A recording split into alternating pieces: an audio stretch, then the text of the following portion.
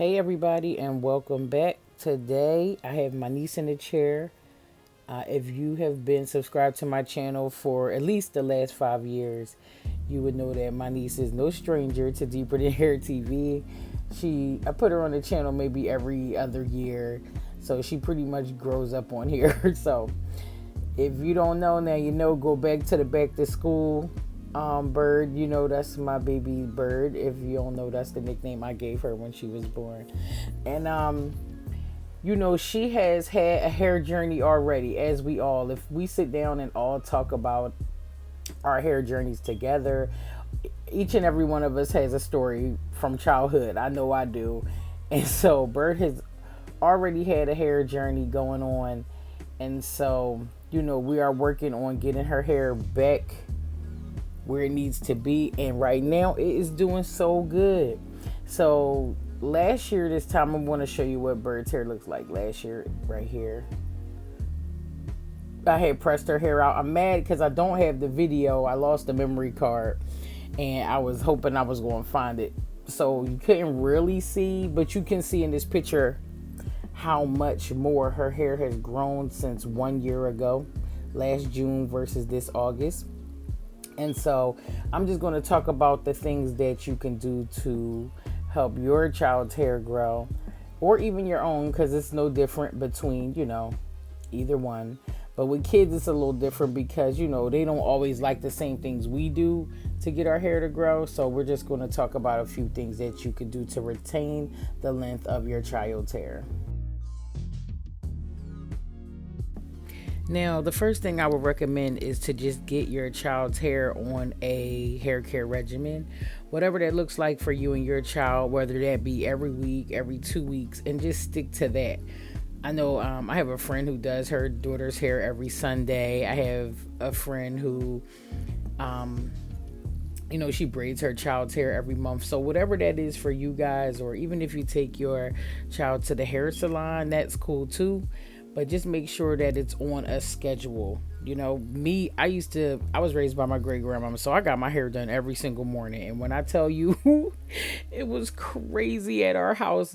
Like, who wants to start the day like that every day? I was so tenderheaded, and, you know, every single morning was not for me. I really wish we would have did it once every week or so. Just get your child's hair used to a schedule. I'm just pressing Bird's hair out. She literally gets heat almost never. The last time she had heat was 1 year ago, and I like to do this when I do her hair because I just want to look at it. I want to look at the ends so I can make sure that I get everything off that needs to go, so we could just keep her hair as strong as possible. So I'm just going in with the 22 titanium and I'm pressing her hair out so we can see every nook and cranny going on this head. My next tip is to just be gentle. I know that's not always easy. Like I said, I was tenderheaded, so I understand both sides of that. I was so stressed out as a child, and my mom was super frustrated, so it just caused a lot of friction between the two of us when it came to getting my hair done. But just being gentle, you know, especially when the hair is wet, when the hair is dry, just get, you know, wide tooth combs and, you know, tools and stuff that help you get through the hair easier, so you and your child can have a better time with each other. And not only that, the hair can stay intact.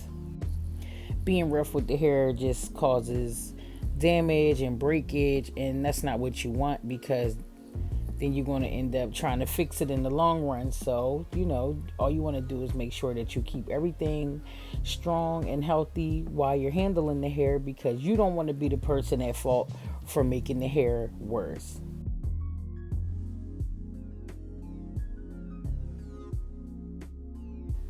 Now, you want to make sure that moisture is your main priority. You need to find shampoos and conditioners that don't strip the hair but add to it. They need to have heavy moisture and nourishment. Also, you want to get a conditioner with plenty slip to help with that detangling process.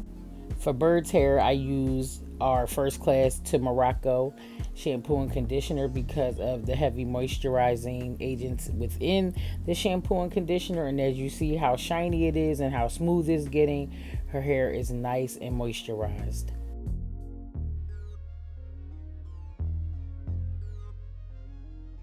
Now, moisturizing and nourishing doesn't stop at just the hair. You also have to do the same for the scalp. It is super important. I recommend all natural Jamaican black castor oil, and I will make sure I link that below. Jamaican black castor oil makes the hair grow faster than any other topical agent.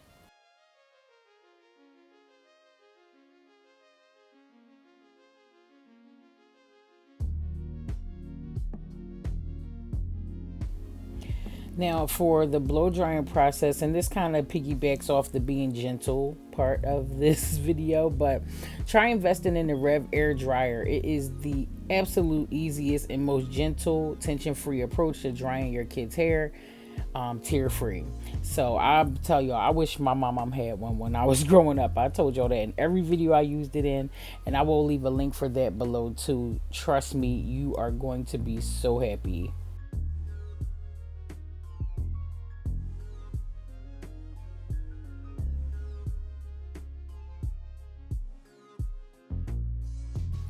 So I know, so for styling, let's just talk about how I know we love styles with ballies and ponytails, beads, barrettes, but we also have to make sure we're achieving those styles the healthiest way possible. You want to make sure that all bands and ponytail holders are metal free or flat elastic bands made of plastic and not rubber. Same with wearing beads. Remember when we were kids, we had foil on the tips to keep the beads on. Listen, if I was wearing beads now with the foil tips, I would literally put oil in every piece of foil and just to make sure that my ends were being sealed. But the bead, the foil is out. So now they use rubber bands to basically hold the beads on. So just try elastics instead. Or if you do use rubber bands for the ends, just make sure to kind of lift one of the bands off and cut with the scissors to remove the rubber bands as opposed to just pulling them out.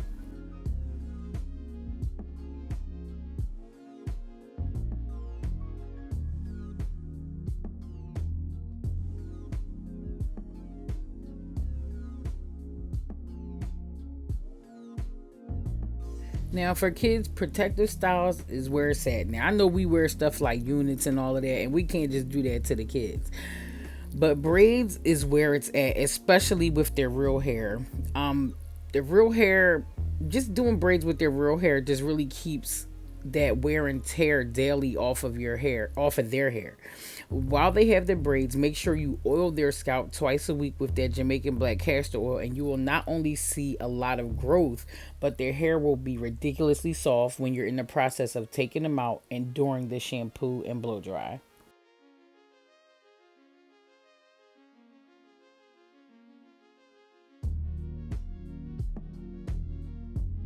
Now, this is not going to be most kids' favorite, but wrap their hair at night with a silk or satin scarf. Get your child a scarf or even a bonnet to wear every single night. And if they are terrible at keeping it on, get them a satin pillowcase instead. I'll link scarves and pillowcases below. Don't use cotton scarves or pillowcases because cotton pulls all of the oil out of the hair and will cause brittleness, and eventually it will break off. Satin and silk both allow the natural oils to come from the scalp and travel down the hair shaft and keep it naturally moisturized and protected.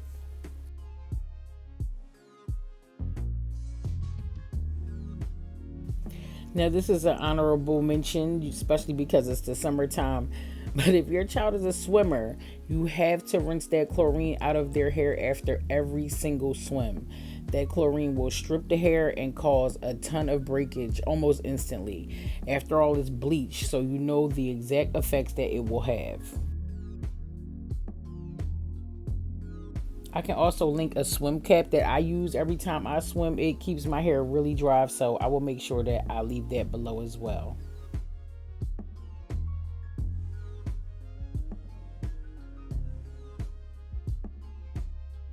This next one also might not be your child's favorite, but it is what it is. I hate it when it was happening to me.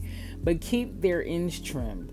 I get the question a lot, what age is a good age to start trimming? And me, I might trim my kid's hair straight out the womb, okay? All right, I'm just kidding. I know how y'all like to tussle. I don't want to hear it. But I would say around 5 is good. Just like my niece, she was 6 when I first trimmed her hair.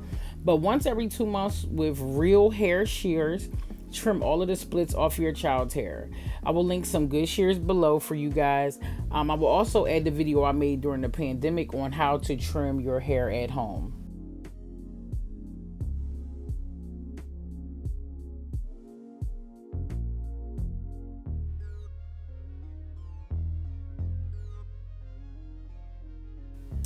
Now, outside of all those tips to make sure that you retain the length on top of your child's head, let's talk about what to do inside your kid's head. I just think that is very smart and wise to speak life into your child and let them know that healthy hair is much more important than long hair. And no matter what length it is, it's beautiful. Tell them that everyone's hair is unique in texture, length, color, and density, and that's what makes you special. I wrote a children's book called All Hair is Good Hair to help them with that message if you would like to get a copy from Amazon, and I will also link that below. Also, some of us as adults need that same message. I know I have to speak life into my own hair too in this very day. I know what's going on with my hair, but I still just always have to speak life into my own self, mind, body, spirit, soul, all of that. So it's just important to know that, you know, you know the vibe. So I know you notice I'm going back in and pressing my niece's hair again, but I'm not. I'm actually putting a little bend on the end to help it as I wrap it and stuff. It is the dead of summer. She was supposed to go swimming this day. She said, I'm not going swimming. She was being a real black woman. Don't take me anywhere near that water. She wanted to enjoy her hair. So I think she's about to get braids. So I decided to let her enjoy her straight hair for about 2 weeks, and then she got her braids. They look so cute, don't they? I'm going to link her stylist below.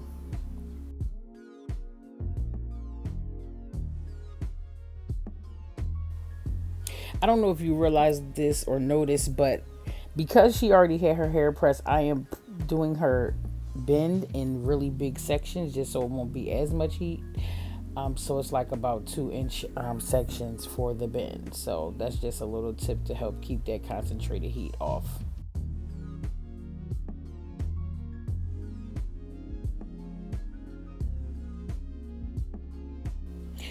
So talk to me in the comments. I want to know what you plan on doing with your child's hair or your family, the kid in your family, if you are part of their hair care regimen. Let me know. What do you plan on doing with their hair? Or also, if your child hair has had an interesting journey already, talk about their journey or tell us what you did to overcome what their hair has been through already, and maybe we can get some tips from you.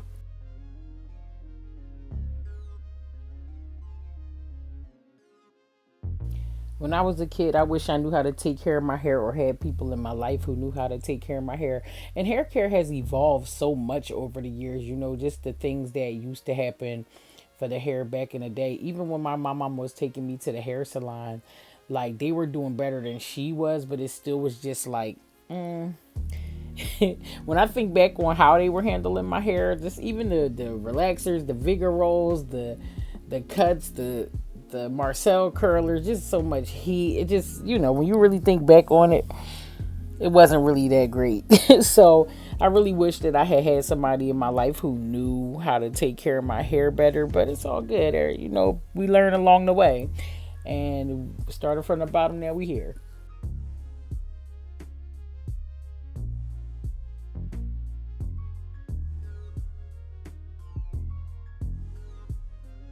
Now, although her hair is already shiny from the shampoo and conditioner, we're going to add some Glassberry and Shine.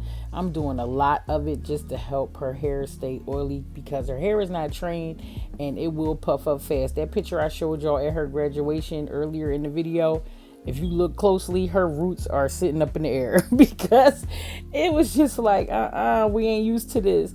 So I added a little extra oil that helps combat that frizz along with the heat protectant that I used before the blow dry. And I'm also about to wrap her hair up and put her under the dryer with the plastic cap on, just to set that press to help it stay straight.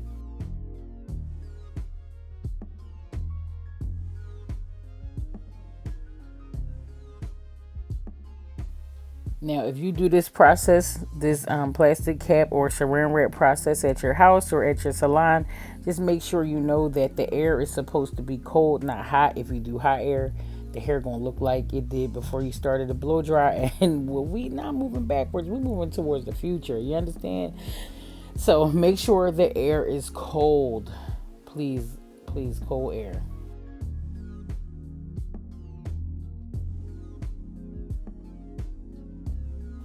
Now, before you put them under the dryer, once you have the plastic on, you just want to spin it to make sure every hair is in place.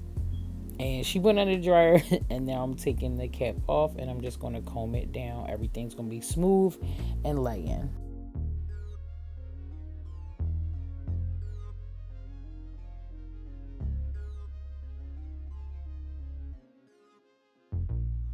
Here I'm just taking a soft brush and brushing her edges down. Her edges have a little bit short broken pieces, but I'm just going to camouflage it by brushing it into the rest of the hair. Now check her hair out.